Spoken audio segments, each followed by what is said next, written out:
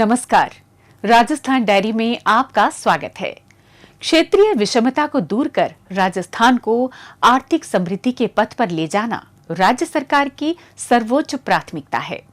लिहाजा सरकार द्वारा तमाम उपाय किए जा रहे हैं ताकि पिछड़े जिलों को विकास की मुख्य धारा से जोड़कर राज्य में समावेशी विकास की संकल्पना को साकार किया जा सके। हाल ही में HCM रीपा में आयोजित किए गए राज्य स्तरीय संपूर्णता अभियान सम्मान समारोह में भी इसकी झलक साफ तौर पर दिखाई दी। एक रिपोर्ट। विकसित भारत के साथ साथ विकसित राजस्थान के लक्ष्य की प्राप्ति करने की दिशा में राज्य सरकार तेजी से आगे बढ़ रही है। राज्य सरकार पूरे जोर शोर से जुटी है जिससे समावेशन को संस्थागत रूप मिले और सुशासन को कार्य संस्कृति का सबसे प्रमुख हिस्सा बनाया जा सके। इसी उद्देश्य के अंतर्गत जयपुर स्थित HCM रीपा में राज्य स्तरीय संपूर्णता अभियान सम्मान समारोह आयोजित किया गया, जिसमें मुख्यमंत्री भजनलाल शर्मा भी शामिल हुए। इस अवसर पर मुख्यमंत्री ने संपूर्णता अभियान के अंतर्गत नीति आयोग द्वारा स्थापित 6 प्रमुख संकेतकों की संतृप्ति में अच्छा प्रदर्शन करने वाले 5 जिलों एवं 23 ब्लॉकों को विभिन्न श्रेणियों में सम्मानित किया। इसके अलावा 6 प्रमुख संकेतकों की पूर्ण संतृप्ति वाले जिले करौली को स्वर्ण पदक व 4 प्रमुख संकेतकों की पूर्ण संतृप्ति वाले 4 जिलों बारां, धौलपुर, जैसलमेर एवं सिरोही को कांस्य पदक से सम्मानित किया गया। साथ ही आशान्वित ब्लॉक कार्यक्रम के अंतर्गत 6 प्रमुख संकेतकों की पूर्ण संतृप्ति वाले 3 ब्लॉकों नागौर के जायल, पाली के रानी और उदयपुर खेरवाड़ा को स्वर्ण पदक के साथ ही शेष ब्लॉकों को रजत, कांस्य एवं ताम्रपत्र श्रेणी में पुरस्कार वितरित किए गए। इस दौरान 7 तत्कालीन जिला कलेक्टर्स को भी सम्मानित किया गया। इस दौरान मुख्यमंत्री ने कहा कि प्रधानमंत्री ने देश में क्षेत्रीय विषमताएं दूर कर पिछड़े जिलों को विकास की मुख्य धारा में लाने के लिए जनवरी 2018 में आशान्वित जिला कार्यक्रम प्रारंभ किया था। इस कार्यक्रम के अंतर्गत चयनित जिलों में स्वास्थ्य एवं पोषण, शिक्षा, कृषि और जल संसाधन, वित्तीय समावेशन व कौशल विकास और बुनियादी ढांचे जैसे 5 महत्वपूर्ण क्षेत्रों में कार्य किए जा रहे हैं। उन्होंने कहा कि प्रदेश के बारां, जैसलमेर, धौलपुर, करौली और सिरोही जिलों को इसमें सम्मिलित किया गया। वहीं वर्ष 2023 में प्रारंभ हुए आशान्वित ब्लॉक कार्यक्रम में राजस्थान के 27 ब्लॉकों को भी शामिल किया गया। इसके साथ साथ मुख्यमंत्री ने कहा कि इन जिलों और ब्लॉक्स ने नीति आयोग द्वारा निर्धारित विभिन्न मानकों पर अच्छी प्रगति की है। ये कार्यक्रम जिला और ब्लॉक्स को समग्र विकास की प्रक्रिया में ला रहे हैं। इससे नागरिकों की आर्थिक समृद्धि और उनका सामाजिक समावेशन सुनिश्चित हो रहा है। इन कार्यक्रमों के तहत देश भर में सुशासन, समावेशी विकास और अंतिम व्यक्ति तक योजनाओं का लाभ पहुंचाने के लिए जुलाई से सितंबर 2024 तक संपूर्णता अभियान चलाया गया, जिसे अभूतपूर्व सफलता मिली है। इसके अलावा मुख्यमंत्री ने कहा कि राज्य सरकार ने पिछड़े जिलों को विकास की मुख्य धारा से जोड़ने के लिए महत्वपूर्ण कार्यक्रम प्रारंभ किए हैं। गुरु गोवलकर आकांक्षी ब्लॉक विकास योजना के अंतर्गत राज्य के प्रत्येक जिले से एक ब्लॉक का चयन किया गया है। प्रदेश भर में कुल 41 आकांक्षी ब्लॉकों में शिक्षा, स्वास्थ्य एवं पोषण, कृषि एवं संबद्ध सेवाएं, आधारभूत संरचना, कौशल विकास एवं सामाजिक विकास जैसे क्षेत्रों में नवाचारों को बढ़ावा देकर उन्हें विकसित ब्लॉकों की श्रेणी में लाने का संकल्प लिया गया है। इसी क्रम में मुख्यमंत्री ने कहा कि राज्य में चल रही जन कल्याणकारी योजनाएं और कार्यक्रम समाज के अंतिम व्यक्ति तक विकास का लाभ पहुंचाने में महत्वपूर्ण भूमिका निभा रहे हैं, जिससे सामाजिक और आर्थिक उत्थान करते हुए अंत्योदय का संकल्प साकार हो रहा है। साथ ही मुख्यमंत्री ने कहा कि प्रदेश की आर्थिक समृद्धि, सतत विकास और समावेशी प्रगति को केंद्र में रखते हुए राज्य सरकार विकसित राजस्थान 2047 विजन डॉक्यूमेंट तैयार कर रही है। उन्होंने कहा कि इस डॉक्यूमेंट में भविष्य की जनसंख्या के अनुरूप दीर्घकालीन योजनाओं को समाहित किया जा रहा है। यह विकसित राजस्थान 2047 के संकल्प को सिद्धि तक लेकर जाएगा। हाल ही में मुख्यमंत्री भजनलाल शर्मा जैसलमेर दौरे पर पहुंचे, जहां उन्होंने नेत्र कुंभ 2025 का शुभारंभ किया। इस नेत्र कुंभ में लोगों की आंखों की निशुल्क जांच की व्यवस्था की गई है। साथ ही उन्हें दवाइयां और चश्मे भी वितरित किए जा रहे हैं।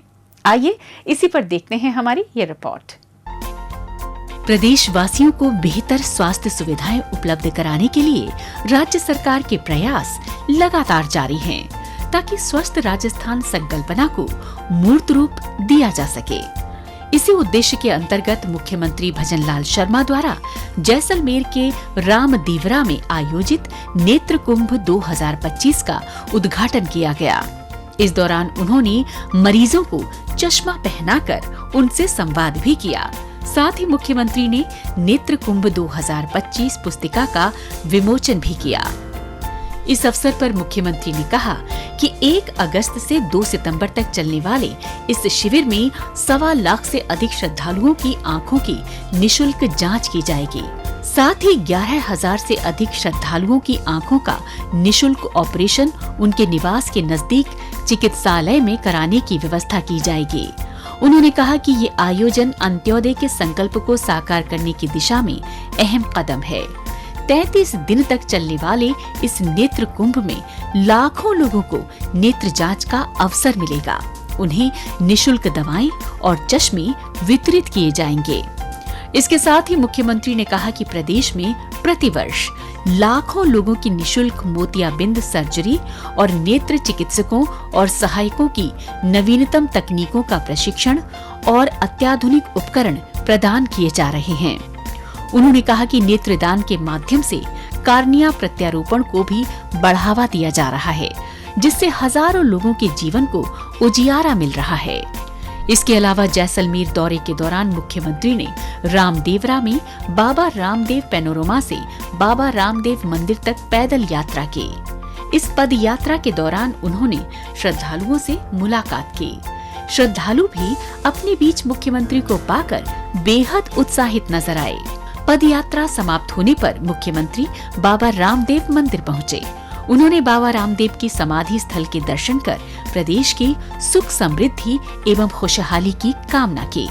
इसके अलावा मुख्यमंत्री ने बाबा रामदेव पैनोरमा का अवलोकन भी किया।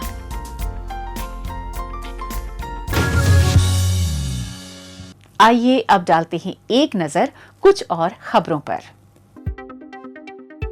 लगातार हो रही भारी बारिश के दौरान लोगों को किसी भी प्रकार की परेशानी का सामना न करना पड़े, इसके लिए राज्य सरकार मिशन मोड पर काम कर रही है।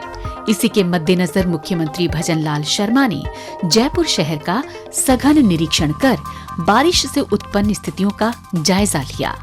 इस दौरान मुख्यमंत्री ने B2 bypass road, Sanganer, Sumer Nagar, Surajmal circle, Muhana Mandi, Chordia petrol pump पर रुककर जलभराव, क्षतिग्रस्त सड़कों, गड्ढों एवं ड्रेनेज सिस्टम से संबंधित समस्याओं के त्वरित निस्तारण के लिए अधिकारियों को निर्देश दिए।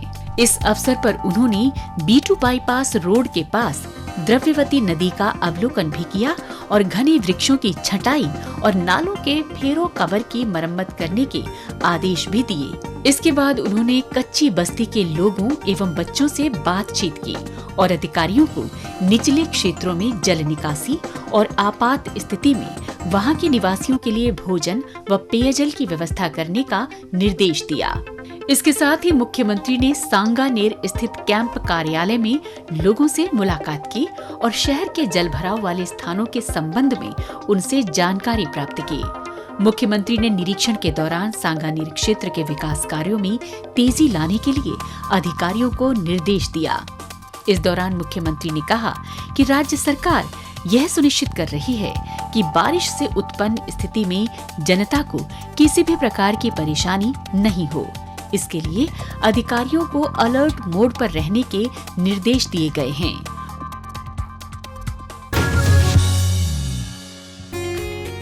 हाल ही में मुख्यमंत्री निवास पर मुख्यमंत्री भजनलाल शर्मा ने आपदा राहत प्रबंधन की बैठक बुलाई। बैठक के दौरान मुख्यमंत्री ने कहा कि प्रदेश में हो रही निरंतर बारिश के चलते अधिकारी अलर्ट मोड पर रहें। अतिवृष्टि प्रभावित क्षेत्रों में प्रशासन पूरी मुस्तैदी के साथ काम करते हुए राहत एवं बचाव कार्यों में तेजी लाएं। उन्होंने अधिकारियों को निर्देश दिए कि जल भराव वाले स्थानों पर सतर्कता और संवेदनशीलता के साथ काम करें, जिससे किसी भी प्रकार की जनहानि को रोका जा सके। मुख्यमंत्री ने अधिकारियों को आदेश दिए कि नागरिक सुरक्षा को सर्वोच्च प्राथमिकता देते हुए प्रशासन पूरी सक्रियता से काम करे। उन्होंने प्रदेशवासियों से बारिश के मौसम में विशेष सावधानी बरतने की अपील करते हुए कहा कि भारी बारिश, आकाशीय बिजली एवं अन्य प्राकृतिक आपदाओं से बचाव के लिए भी पूरी तरह सतर्क रहें। बाढ़ग्रस्त मार्गों, पुलों और तेज बहाव वाले नदी नालों को पार करने से बचें। साथ ही प्रशासन द्वारा जारी दिशा निर्देशों का पूरी तरह पालन करें।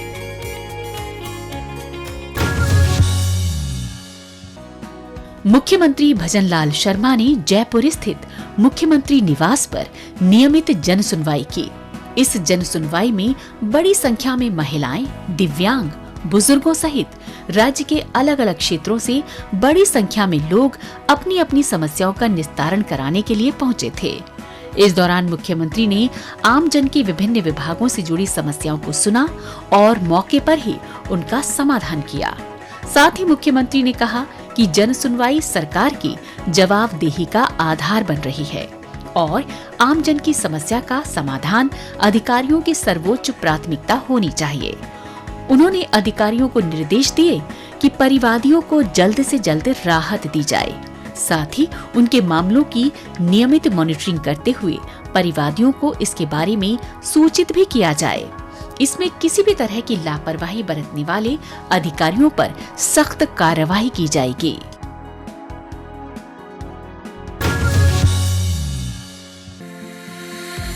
हाल ही में मुख्यमंत्री भजनलाल शर्मा ने अपने दिल्ली दौरे के दौरान प्रधानमंत्री नरेंद्र मोदी से मुलाकात की और राज्य के समग्र विकास व विभिन्न लोक कल्याणकारी योजनाओं के बारे में सार्थक चर्चा की।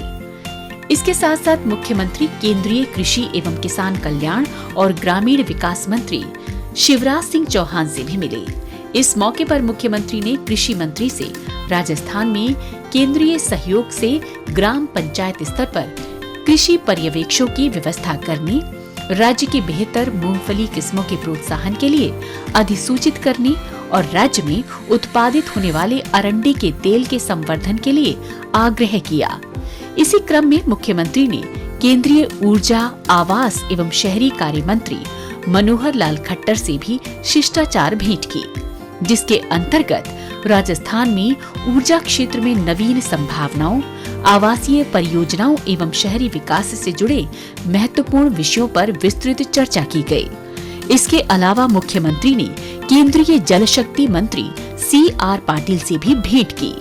इस अवसर पर उन्होंने केंद्रीय मंत्री को राजस्थान में जल जीवन मिशन और राम जल सेतु लिंक परियोजना की प्रगति की जानकारी प्रदान की। राजस्थान डायरी में आज बस इतना ही। अगले हफ्ते राज्य की नई नई गतिविधियों की जानकारी के साथ हम फिर होंगे हाजिर। तब तक के लिए दीजिए इजाजत। नमस्कार।